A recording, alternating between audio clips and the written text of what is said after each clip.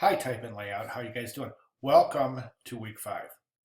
Okay, so week 4 I thought really went awesome. You guys are really doing some interesting stuff, and I just week after week, I'm just more and more um, really impressed with the class as a group.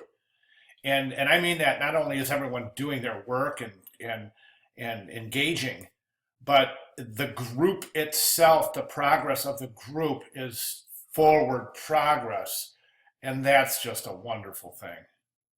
Okay, excuse me. Anyways, week 5. Welcome to week 5 already. Okay, so I just want to go through the announcement, and I'm as you know, the format for the announcements. I wanted to start with last week, week 4. And what did we do? We learned several key elements of typographic hierarchy, including using how to design using a grid and how to combine typefaces. Two of the critical elements that we need to talk about, or that you need to think about as a designer when thinking about typographic hierarchy: the grid and how to combine typefaces. We had a great discussion about, with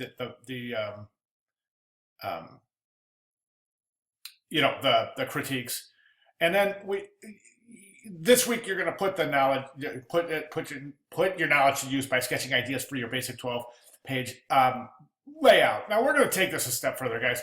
So here's where we're at. Last week we asked for all those sketches, right? And I know it's a ton of sketches. I know it, guys. I know it. And believe me, I've still got the calluses in both my hands from holding and drawing and sketching. So believe me, I'm there. I understand. As a professional designer,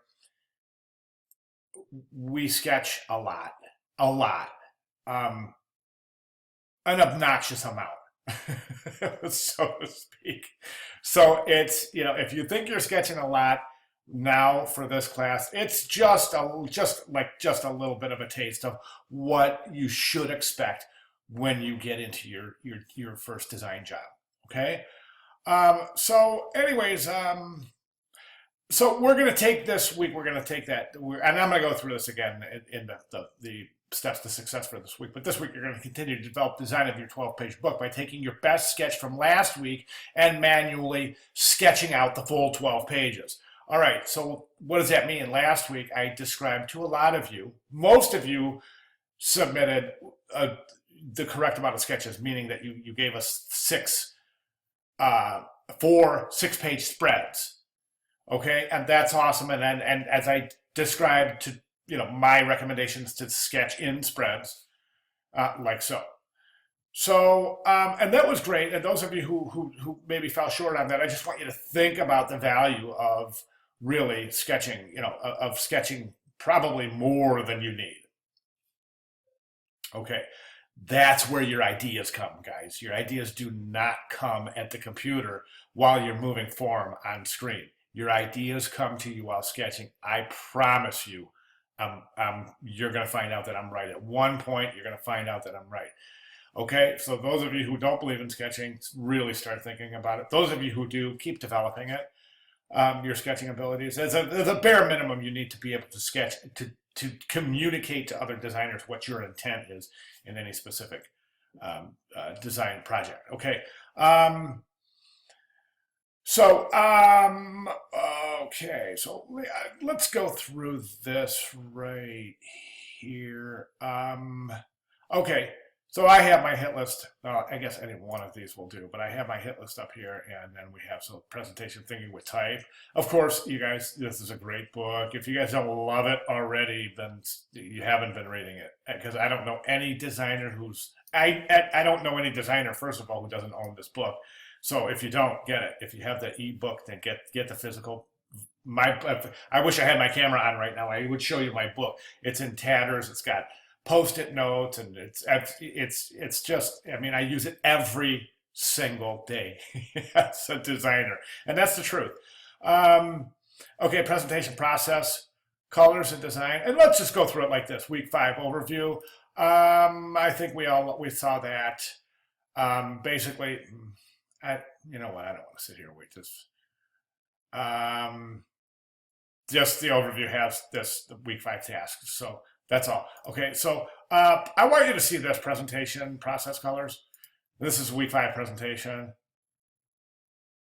Come on. Okay, here we go. This is great. This is wonderful. You really need to know the difference between spot colors and process colors. Okay, in our two color design, we talked about spot colors. What are spot colors? Spot colors are Pantone colors. That means that your spot colors in a two color job, you could pick 2 spot colors. Let me give you an example, a prime example of how you might use a spot color. Okay, if you're doing a brochure and you have a company who has this very specific color, red, that they need to be reproduced identically to their corporate red, they would probably have a spot color for that red. Okay, instead of just a regular process CMYK colors. All right. Another way you might use spot colors is in a 2-color job, where you have the colors based on a logo, and the two colors used in the logo are 2 spot colors, 2 Pantone colors. Okay. Otherwise, it's a 4-color process, and that's where we get process colors, CMYK. Okay, that's cyan, magenta, black, and yellow. All right, now those colors mix to mix all colors, and that's in a nutshell how the printing press works. Okay, but I'm not going to get too much into that because this is an introduction. Let's go back to our mock-up. I want you to see something real quick, and then I wanted to show you for the week 5 mock-up. And now this is super important now because it's these sketches again, please. Oh, here's that color process I was talking about, CMYK. You have 4 plates, cyan, magenta, yellow, and black. K is for black. It means key. It's the key plate. It's black. And as we intensify or reduce different variants of these colors and lay these plates on top of each other with the associated ink, we get full color. Okay.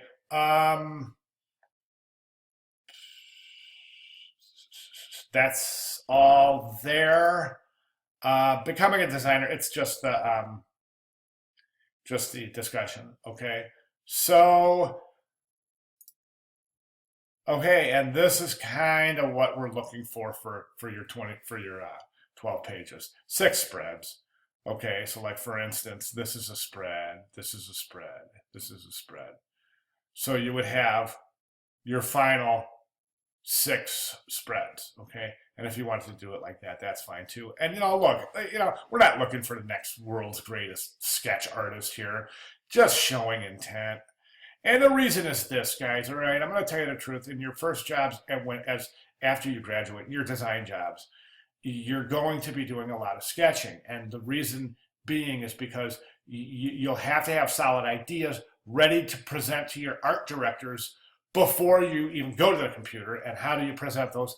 By sketches. So once the sketches are okay, well, the sketches have to show really clear intent like this. But once the sketches are okayed, then your layouts would be expected to look identical to your sketches. Okay, so it's a way to think on the fly, so to speak. And time again, it's been proven that your ideas come from the sketch stage, not from the layout stage. So those designers who go straight to the computer, or those students who go straight to the computer and start moving text blocks around, you're spinning your wheels. You're much better off opening your sketchbook, grabbing your pencils or markers and a straight edge, and really start thinking about form and layout. Okay. All right, that's all I have, guys. So welcome to the week. I will see you guys in discussion board. All right. Any questions? You know me. I'm right here. So get with me. All right. Thanks, guys.